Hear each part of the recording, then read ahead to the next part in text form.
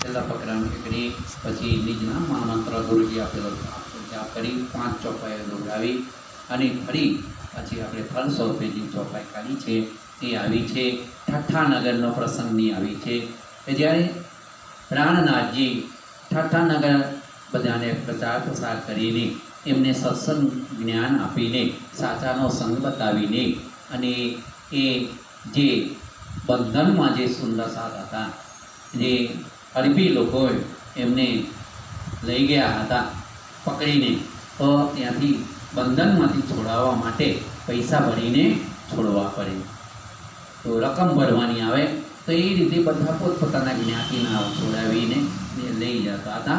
તો એવી રીતે પ્રાણનાથજી કે છે મારે હવે મસ્કત જવું પડશે. એ મસ્કતમાં બધાને બંદીખાનામાં રાખેલા, તો ત્યાં જવા માટે નીકળે છે. તો એ વાત છે, બહોત વિનંતી સાથે કરી માની નહીં કોઈ, કભી આજ્ઞા પડ ધરી, કહા કારજ કારણ સોય, કહા કારજ કારણ સોય. બોલે શ્રી પ્રાણનાથ પ્યારે કી. પ્રાણનાથજી કહ્યું એટલે બધા સુંદર સાથે ઠઠ્ઠાનગરના જે હતા જે સત્સંગીઓ બધા એ સુંદર સાથ એમને કહ્યું કે તમે અહીંયા સત્સંગ કરો, મજા આવે છે, આનંદ આવે છે, બહુ મજા આવે છે, આનંદ આવે છે. આવો સત્સંગ ક્યારેય પણ આપણે સાંભળ્યો નહોતો, અને સાંભળવા મને તો ઘણી કથાઓ સાંભળી પણ આવું તો ક્યારેય સાંભળવા નહોતો મળ્યો. એટલે માટે એ બધા વિનંતી કરતા કે તમે અહીંયા રોકાઈને સત્સંગ કરો, અમે એમને છોડાવી લાવીએ.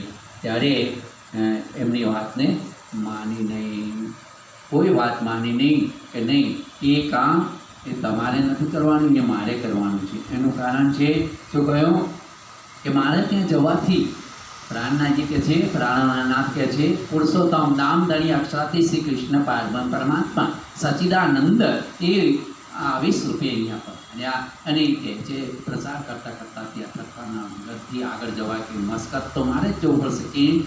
એનું કારણ છે કે જ્યાં માયામાં જે ડૂબી ગયા છે એને આત્માઓને બચાવવાના છે, ડૂબેલાને કાઢવાના છે, માયામાંથી કાઢવાના છે. સંસારમાં એ જ રચ્યા પચારે છે, કામ ધંધામાં રચ્યા પચારે છે, પણ ક્યારેય આ સંસાર છોડીને નથી જવાનું, ક્યારેય પણ મળવાનું નહીં આવે એ એવું જ સમજે છે.